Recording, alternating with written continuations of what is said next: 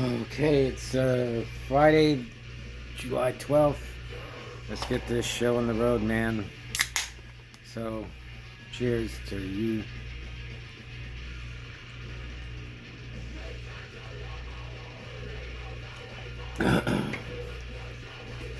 So, we're still on the Game of Clones. And man, 7 is having a sale this weekend or tonight or today. And I ordered some stuff.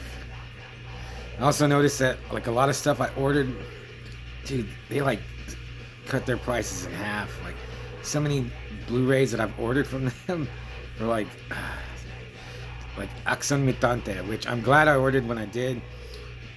I think I paid like $50 for it. It's like now it's like $20.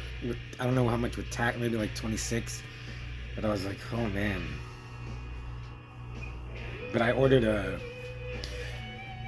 Texas Gladiators 2020, which I've had a VHS bootleg, I have a DVD bootleg. Now they have like a 3-disc, a Blu-ray set with the soundtrack. They have a T-shirt. I didn't order the T-shirt, but I ordered the 3-disc special edition, and I ordered Faceless.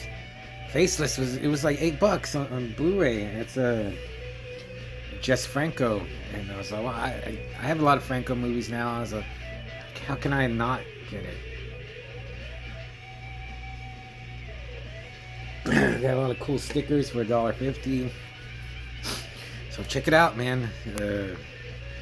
In Severin, they're pretty much, they don't even need a gun to rob me. So I'm on I watched The Dragon Lives.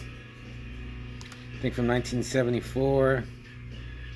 Starring Bruce Lee. And after Super Dragon, the Bruce Lee story, which was really bad, actually. I gotta say, the Dragon Lives is pretty good. I enjoyed it. While Super Dragon, though, I can never remember while Super Dragon, the Bruce Lee story, it was just like the bare bones minimum. Like the most terse description of Bruce Lee's life. The Dragon Lives was almost the same, but just a little better. I mean, a lot better. It actually started out like I think this is a Taiwanese production. It started out like a stormy night when the night Bruce was born, and it reminded me of like Encounters of the Spooky Kind, or like a Hong Kong horror movie. So that's cool. And yeah, actually, it was pretty good. It's got some weird dubbing, some just weird scenes. I don't think it really adheres that much to what actually happened with Bruce in Bruce's life, but I thought Bruce Lee was great. Like I think this is the one where he most was like, out of all of these guys, Bruce Lee, Dragon Lee, which I'm still like upset that there's not more Dragon Lee on this. But I would dare to venture to say that The Dragon Lives is like the best example of Bruceploitation, because there were times where like I was like, man, Bruce Lee, he looks great. He wears some of the outfits from the movies that Bruce did, and after a while, like I was just seeing Bruce Lee. I guess I need to watch a real Bruce Lee movie, but he captured this. I think he really captured the spirit of Bruce, like a few moments. And then like he goes to a tournament, and it was like blood sport, and like there's all these people in it, but whoever wins, they just keep going. I was like, that's really unfair. I mean, they're gonna get tired. And I think it was a Thai guy. He was kicking the crap with everybody. And I thought it was funny how like all these martial artists and boxers, they're using their skill, but almost every fight ended like they're just smashing their head someone's head into the mat, and then there's this big black dude, huge, and he wins. This is like the longest scene of the movie too. And then he fights Bruce. And another thing, like Bruce Lee, he's not like the invincible Bruce Lee you would imagine. He gets his ass kicked, but he just always, comes back, fights, and beats up his opponent. And then like he respects them, like how you imagine Bruce would. I listened to the commentary with that Michael Worth dude, and with the lady that played Linda Lee, who it turns out like she was living in Taiwan at the time. She was learning how to speak Chinese or Mandarin, Cantonese, Taiwanese, all those. There's so many dialects that I've heard. There are so many dialects, and she was learning, and she was modeling too. And she auditioned for a movie. She didn't even know like it was a lead role, and she got it. And she said she would have to like crouch down a little because she was taller than Bruce Lee. Because he had to be taller than her.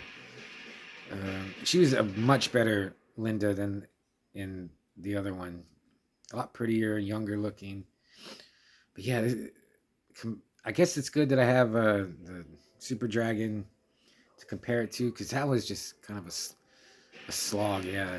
And this one, it seems they tried more, but still kind of inept filmmakers behind the camera.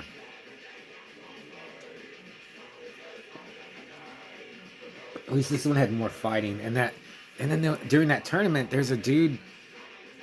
I was like, who's it? He looks like the Chinese Machiste or Samson or Hercules. I think Bolo Young is called like the Chinese Hercules. But I was like, who's this dude? This dude looks awesome. His definition and like size and build looked awesome. Whoever, I don't know, dude, have this guy, like whoever he was, have him be the big bad for Bruce Lee and Dragon Lee to fight. Dude, he looked awesome. And then he lost. He lost his match to the Thai guy. And I was like, dude, what are you doing? But again, Bruce Lee, yeah, he was really good, I thought. Now I want to go back and watch the other movies that Bruce Lee is in. Yeah, his speed and like his skill, he was on it on here. Because he's in I gotta go back to this again. Because he's in the Clones of Bruce Lee, and I thought he was okay. But he was really good in this, so. And then they don't actually show Bruce die, but they show like his last night, and he's like laughing and like he's and it ends, and then you hear like they show his magazines with the real Bruce Lee, and then you hear someone say Bruce. Do the credits, and even when it like the movie ends and you see like that rated R, that blue rated R, it's on Bruce. This is like, and it's not intentional, so like, this movie's has some really funny parts. And that's what's great about movies like this. Like, no comedy movie could intentionally make stuff like this. It just has to come naturally, and it did. Would I watch it now? I'm thinking, would I watch it again? I want to say no, but maybe.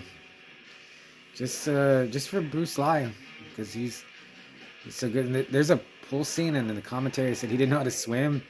And after they said that, like he's always holding on to the edge of the pool, and when he is like thrashing around in the pool, it's someone else. It's someone else.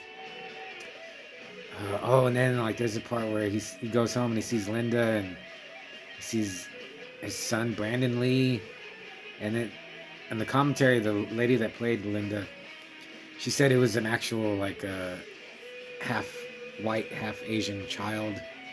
I was like, wow, why did they even? Who cares? Like, why would they even do that?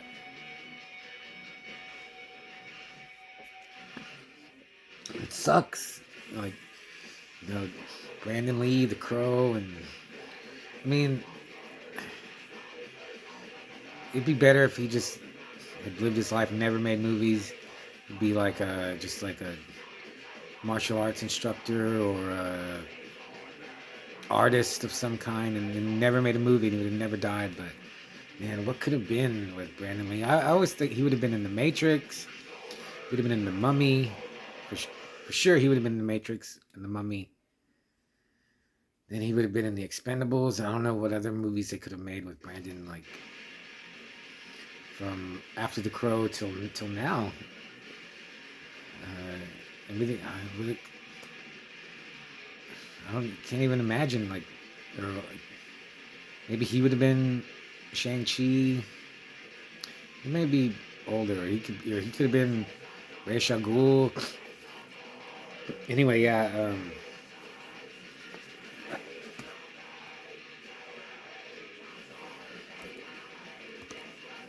Sorry. Dragon Lives. I was after Super Dragon and Cameroon Connection. I was like, man, we're getting, I think that we're gonna go out in like a whimper with this collection. But I was really surprised that the Dragon Lives was really, well, not good, and it's like a good movie, but it was just entertaining, and in the whole context of this Bruceploitation thing, it really, like, with that light shed on it, it was good. I'll give it a, it wasn't great. It wasn't.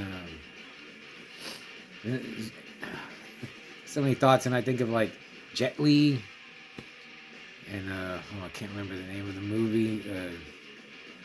Fist of Legend. Like I watched that again, or I need to review eight diagram pole fighter, or Five Deadly Venoms. But what was I saying? I'll give it 3.5 because it's a decent movie, but just the whole Bruce Lee thing, just give it that little extra push over the edge of being just an average movie. So yeah, 3.5. And since I've been talking about comics, because the last couple of movies weren't so hot, I've been reading these Marvel Fanfares. Number 1 from 1982. I was 7. Written by Chris Claremont, and the art by Michael Golden. It's amazing. It's I know Michael Golden from I first noticed him when he did the Marvel comic The Nam, and I always thought his style was so lanky and like long. Obviously he drew arms long and face. Everything is long with him, and just disproportioned. But now, like,